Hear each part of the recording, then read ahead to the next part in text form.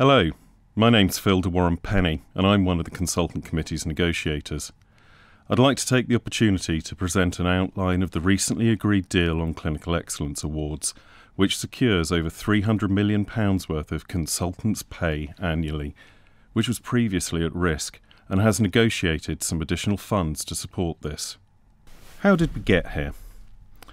During negotiations around the National Consultant Contract, the government indicated that it could seek to remove the CEA scheme and withdraw future funding.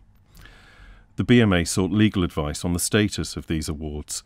This advice suggested that the CEA scheme was likely to be contractual. The BMA proceeded with its legal action against the Secretary of State for Health and Social Care, seeking a declaration from the courts that CEAs are a contractual entitlement.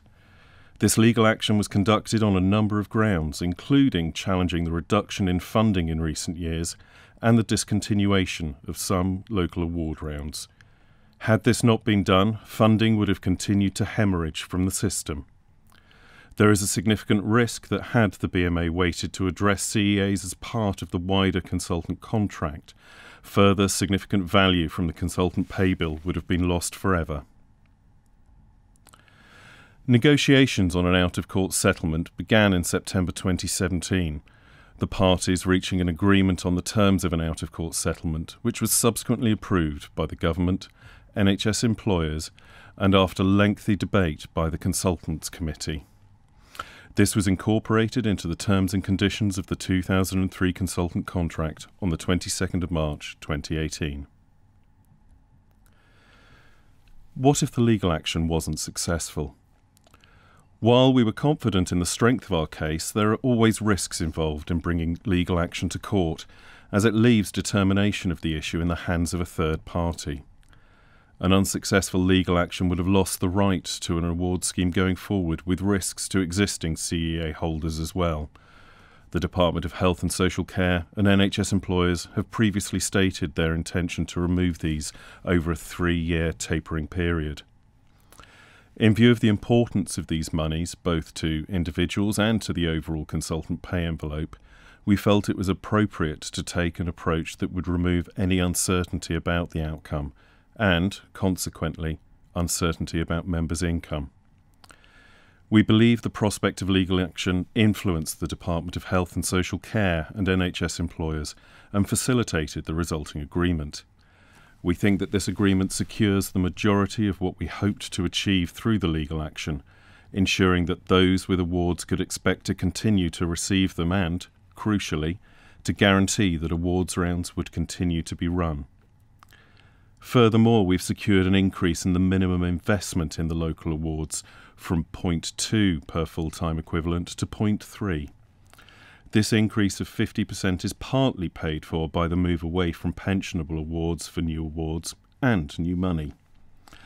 After this point, the annual investment in performance pay will be fixed at the 2016-17 levels, currently £7,900 per full-time equivalent, and, as now, subject to increase in line with workforce expansion and any recommendations for uplift made by the DDRB and implemented by the Department of Health and Social Care. The settlement can best be thought of as being in 2 stages. First, for a period from April 2018 to April 2021, which secures the finances, and second, from April 2021 thereafter, which secures key principles of any successor scheme. This strikes a balance between contractually securing CEAs and their financial backing, and the Department of Health and Social Care and NHS employers wish to retain some flexibility if no new consultant contract and hence successor award scheme can be agreed through negotiations. This deal is binding on all employers with consultants on the 2003 contract, be they NHS trusts, NHS Foundation trusts, social enterprises or other organisations, and explicitly recognises the portability of existing awards between an employer should a consultant change jobs within the NHS. It also demonstrates how previously missed CEA rounds should be conducted. From April 2018 to March 2021, trusts must run annual awards rounds. The investment ratio of new awards will be 0.3 per eligible consultant, as compared to the 0.2 that has been more generally offered since 2010, thus increasing the likelihood of a consultant receiving an award. Awards rounds must be conducted in line with existing frameworks, i.e. the 2004 local CEA framework and the 2012 ACEA guidance on employer-based awards. The relevant details of these have been rationalised into a new guidance document, the 2018 revised Joint BMA NHS Employers LCEA guidance, which will be published shortly. Existing local CEAs, those granted before April 2018, will be retained and will remain pensionable and consolidated. New CEAs, those granted after April 2018, will be non-pensionable and non-consolidated as single annual lump sum payments for between 1 and 3 years only. All awards must be made. Where national awards are withdrawn, there is a criterion-based mechanism following the current scoring regime, allowing reversion to a local level 7 or 8 award. If there's no successor scheme agreed before April 2021, employers will be able to introduce some changes to the structure of the Local Clinical Excellence Award scheme following engagement with local negotiating committees. There are a number of protections in place for consultants which have been agreed as part of this settlement. These protections stipulate that existing awards granted before 2018 will continue to be protected, although will be subject to a review process. The overall value of the scheme will be maintained, at least £7,900 per eligible consultant per annum, subject to uplifts.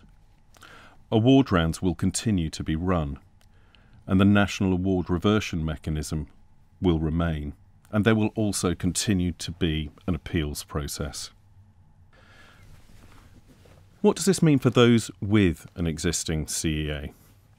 Existing award holders will continue to retain their awards, including their pensionability. Nothing will change for the 3 years from 2018. It's the intention of all parties involved to agree a new local performance pay scheme within that time, which continues to encourage and fairly reward excellence as part of a broader contract. However, if nothing is agreed before April 2021, employers will be able to make variations or introduce new schemes locally, subject to certain restrictions and consultations with LNCs. The biggest change is that after April 2021, all levels of local CEA awarded before April 2018 will be subject to a review process. This mechanism is based on the existing domains of delivering a high-quality service, developing a high-quality service, leadership and management, research and innovation, and teaching and training, and retaining the existing scoring process of 0, 2, 6 and 10. What about those without an award? Well, provided a consultant has 1 year's experience as a substantive consultant, as is currently the case, they will be entitled to apply for a CEA as part of their employer's awards round. These rounds are now guaranteed, and an employer will be contractually obliged to run them. From April 2018 to March 2021, these will be structured in the same way as awards rounds are currently, using the same scoring domains and considered by Employer-Based Awards Committees, EBACs. There are two differences, though. The first is that there will be a minimum of 0.3 awards per eligible consultant as a result of this agreement, compared to the 0.2 that's been more generally available, thus increasing the likelihood of a consultant receiving an award. The second difference is that, during this period, local CEAs will be awarded as annual lump sum payments for between 1 and 3 years only. After that point, if a successor award scheme has not been agreed before April 2021, employers will be able to make certain variations to the scheme. The BMA has been carefully considering tax implications for those whose awards are pensionable, and the old mantra of pensionable equals good no longer necessarily applies. We've heard from some members who are unhappy that the awards were pensionable, and in some instances, these awards have triggered significant tax bills. This is part of the reason why the parties have agreed to the change for new awards, on the basis that all the money previously associated with employers' pension payments is reinvested in the scheme, along with secured new money. The increased funding for the awards from point 2 to point 3 per eligible consultant has been secured in this way, increasing the likelihood of consultants receiving awards. Greater flexibility is being looked at on a national level as part of the review of the member pension contributions to the NHS pension scheme. The ability to elect how much income is treated as pensionable is being explored. Additionally, some trusts have already established schemes whereby individuals who opt out of the scheme for tax reasons are able to retain the employer element of the pension contributions. Also, given the reduction in both lifetime and annual allowances, it is not necessarily in consultants' interest to have all of their income pensionable.